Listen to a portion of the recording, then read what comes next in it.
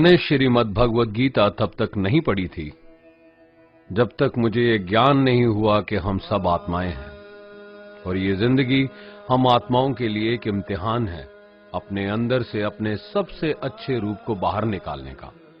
और भगवद गीता इस इम्तिहान को पास करने की एक अहम किताब। भगवद गीता के 18 अध्याय हैं और ये संस्कृत में परमात्मा द्वारा दी गई थी।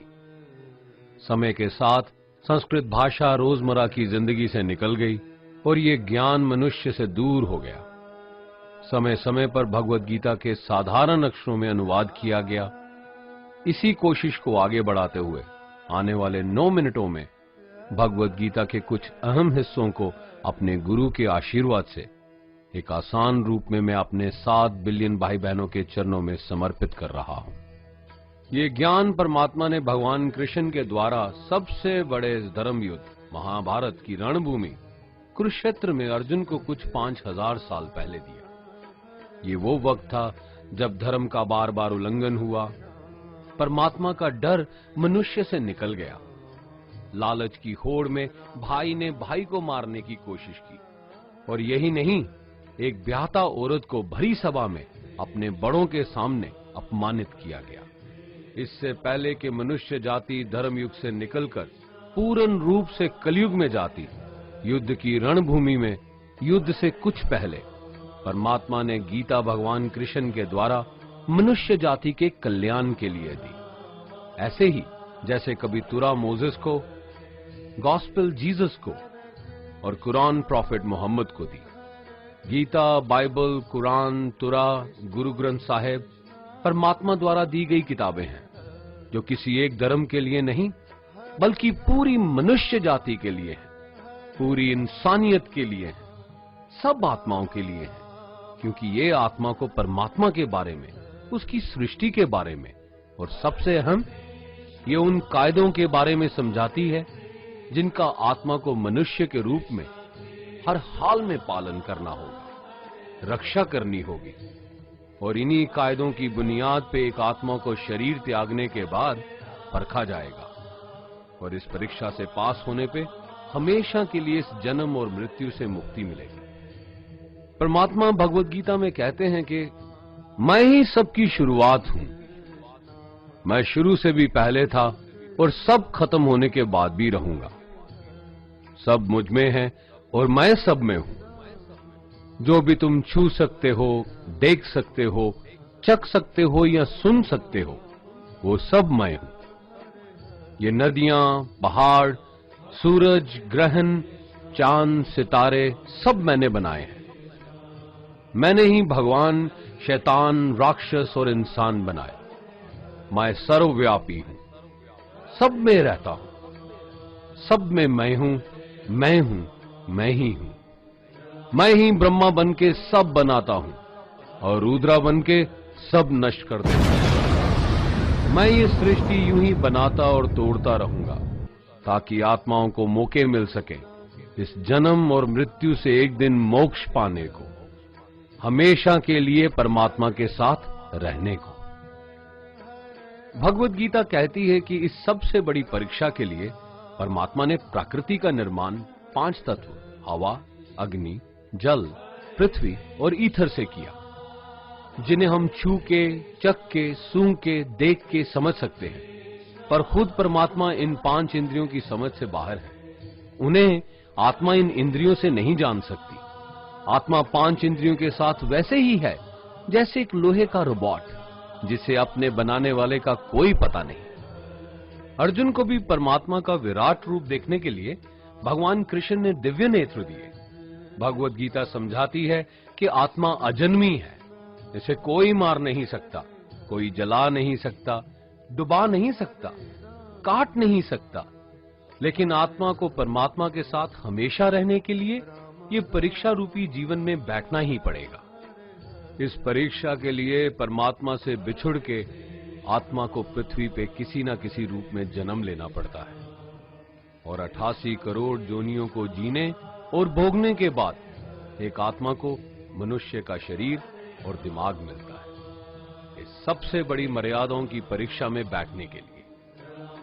हर मनुष्य को इस पूरी परीक्षा के दौरान तरह तरह की अच्छी और बुरी भावनाओं के चक्रव्यूह में अपने ही भाई बहन या मित्रों के साथ डाला जाता है, जिसमें हर आत्मा को अपने अंदर के तामसिक और राजसिक अवगुणों से निकल के सात्विक जीवन में प्रवेश करने के मौके मिलते हैं। हमारे तामसिक गुण वो हैं जो हमारे अंदर हीन भावना पैदा करके हमें खुद को उदास और नुकसान पहुंचाते हैं, और हमारे राजसिक गुण हमें ईर्ष्यालु और लोभी बना के दूसरों के प्रति नुकसान पहुंचा सकते हैं। इस परीक्षा के दौरान हर आत्मा को तामसिक और राजसिक गुणों को खत्म करके अपने सात्विक गुणों से परिचित होना पड़ेगा। सात्विक गुण वो हैं जो आत्मा को अपने आसपास की हर चीज से जोड़े और उन्हें प्यार करना सिखाते हैं। परीक्षा के दौरान हर आत्मा को जीवन के चारों स्तंभ धर्म, अर्थ, काम और मोक्ष का ज्ञान पाके ही मुक्ति मिलती है। यही वो द्वार है जिन्हें समझ के ही आत्मा परमात्मा को समझ सकती है। पहला द्वार धर्म का है और शेर इसका प्रतीक है। धर्म वही है जो गीता में लिखा हुआ है, वेदों में लिखा हुआ है, गुरु ग्रंथ साहिब, बाइबल या कुरान में लिखा है। धर्म वही है जो धारण किया हुआ है, जिसे आपका दिल मानता है, जैसे झूठ नहीं बोलना, चोरी नहीं करना, भगवान का निरादर नहीं करना, दूसरों को नुकसान नहीं देना, यही सब धर्म है। और हर आत्मा को अपने जीवन काल में हर समय धर्म का पालन करना होगा और उसकी रक्षा करनी होगी। दूसरा द्वार अर्थ का है और घोड़ा इसका प्रतीक है। हर आत्मा अपने हर जीवन काल में अपने पृथ्वी पे होने का अर्थ या मूल कारण समझेगी। इस जिंदगी में भोगने वाली चीजें और रिश्तों का आनंद लेगी। अच्छा बेटा या अच्छी बेटी, अच्छा भाई या अच्छी बहन, अच्छा पति या अच्छी पत्नी बनके हर दुनियावी रिश्ते पर खरी उतरेगी और इस परीक्षा को पास करेगी। तीसरा द्वार काम का है। भगवत गीता समझाती है कि हर मनुष्य के अंदर काम, क्रोध, लोभ, मोह, अहंकार और ईर्ष्या जैसी 6 भावनाएं हमें अपने और दूसरों के प्रति नुकसान पहुंचा सकती हैं। इन भावनाओं को हर मनुष्य को हमेशा अपने नियंत्रण में रखना होगा, क्योंकि इनके बहाव में किया हुआ कोई भी काम हमारे जीवन भर की परेशानी का कारण बन सकता है। और एक आत्मा संतोष और सादगी से इन भावनाओं पे हमेशा के लिए विजय पा सकती है। चौथा स्तंभ मोक्ष का है और हाथी इसका प्रतीक है। इस परीक्षा रूपी जीवन में हर मनुष्य हर समय कुछ इच्छाएं रखता है। कुछ इच्छाएं एक ही जन्म काल में पूरी हो जाती हैं, पर कुछ अधूरी रह जाती हैं और उनके पूरा होने के लिए आत्मा को वापस पृथ्वी पे आना पड़ता है। भगवत गीता समझाती है कि हमारी इच्छाएं ही मूल कारण हैं हमारे पृथ्वी पे वापस आने का, और अगर हम कोई भी इच्छा ना रखें तो हम इस जीवन और मृत्यु से मुक्त हो सकते हैं। ये द्वार माफी का भी है। जिन्होंने आपके साथ बुरा किया उनको माफ करके और जिनसे आपने बुरा किया उनसे माफी मांग के मुक्ति पाई जा सकती है। जब तक आत्मा इन चारों दरवाजों धर्म, अर्थ, काम और मोक्ष को समझ नहीं लेती, तब तक आत्मा को बार बार इस मनुष्य रूप में आना ही पड़ेगा। परीक्षा का समय खत्म होते ही आत्मा शरीर और अन्य सब वस्तुओं का त्याग कर देती है। जो भी संसार में रहकर बनाया वो अब किसी और का होगा, और आत्मा अपने कर्मों के फैसले के लिए चली जाती है। आत्मा के अच्छे बुरे कर्मों का हिसाब होता है। अपने अच्छे कर्मों के लिए आत्मा कुछ वक्त के लिए स्वर्ग और दुष्कर्मों के लिए नरक पे चले जाती है। नरक में आत्मा को अपने पापों के अनुकूल सजाएं मिलती हैं, पर सजा खत्म होने के बाद आत्मा को फिर से एक नया शरीर और नया दिमाग मिलता है इस परीक्षा में फिर से बैठने के लिए। और हर परीक्षा में वही सब फिर दोहराया जाएगा, जिंदगी के 4 स्तंभ धर्म, अर्थ, काम और मोक्ष को समझने के लिए। हर जन्म में अपने कई जन्मों के कर्मों के हिसाब से हर आत्मा को कभी अच्छे और कभी बुरे हालातों से जाना पड़ता है।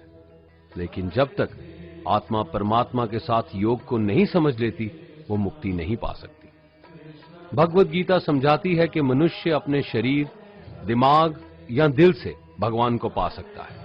शरीर द्वारा किए कर्मों के माध्यम से परमात्मा को पाने को कर्म योग कहते हैं। ऐसे कर्म जो परमात्मा की इच्छा से हों और दूसरों के कल्याण के लिए हों।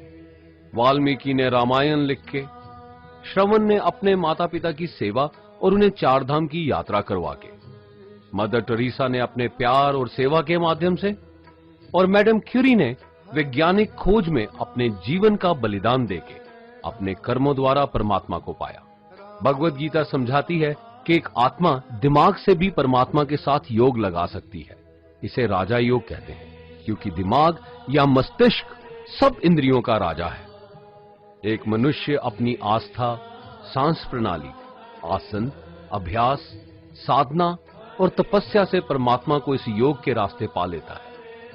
इस योग को समझने के लिए हमें अपने अंदर की एनर्जीज यानी चक्रा और कुंडालिनी को समझना पड़ेगा। आत्मा मस्तिष्क से मेडिटेशन या ध्यान लगा के परमात्मा के साथ योग लगा सकती है। शंकराचार्य, स्वामी परमहंस, स्वामी विवेकानंद और उनके जैसे कई योगी इस योग के रास्ते परमात्मा के साथ संधि लगा पाए। परमात्मा भगवत गीता में कहते हैं कि अगर किसी आत्मा को धर्म ना भी समझ आए, योग ना भी समझ आए, पर अगर वो मेरी शरण में आ जाए तो मैं उसके सारे पाप माफ कर देता हूं। परमात्मा को ऐसी दिल की गहराइयों से पुकार के पाने को भक्ति योग कहते हैं। चैतन्य महाप्रभु, मीराबाई और भगवान हनुमान इस योग के सबसे बड़े उदाहरण हैं। लेकिन कभी आत्मा अपने होने का मूल कारण भूल के धर्म का उल्लंघन करे या पाप के रास्ते पे निकल जाए तो उसे ठीक करने के लिए परमात्मा खुद किसी रूप में पृथ्वी पे जन्म लेते हैं। आइए श्री भगवत गीता, गुरु ग्रंथ साहिब, तुरा, बाइबल, कुरान या ऐसी किसी भी दीनी किताब को पूरा पढ़ के इस जिंदगी के असली मायने समझें और परमात्मा के साथ योग लगाएं।